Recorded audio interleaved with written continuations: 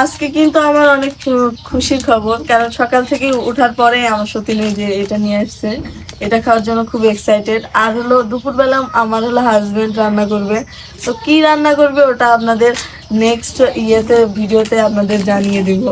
তো আমার সত্যি আপনাদের সাথে কথা বলতে চাই একটু।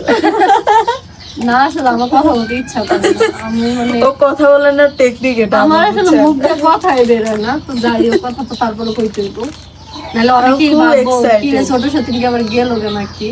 না আমি আসছি তো আজকে না আমার হাজবেন্ড একটা জিনিস রান্না করব, তো কি রান্না করবো এটা কিন্তু তোমাদেরকে দেখামু।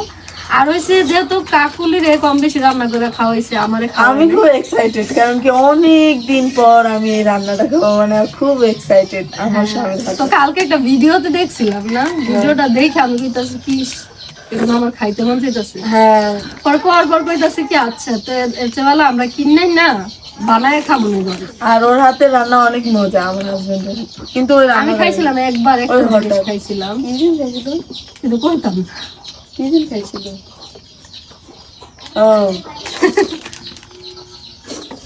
অনেক ছেলেরা আছে কম বেশ রান্না করতে পারে, ছেলেদের রান্না একটু মজা, কারণ বড় বড় রেস্টুরেন্টেও ছেলেরা রান্না করে, তারপরে হচ্ছে বিয়ে বাড়ির রান্নাগুলো ছেলেরাই করে, এই কারণে ছেলেদের হাতের রান্না করাই মজা বেশি।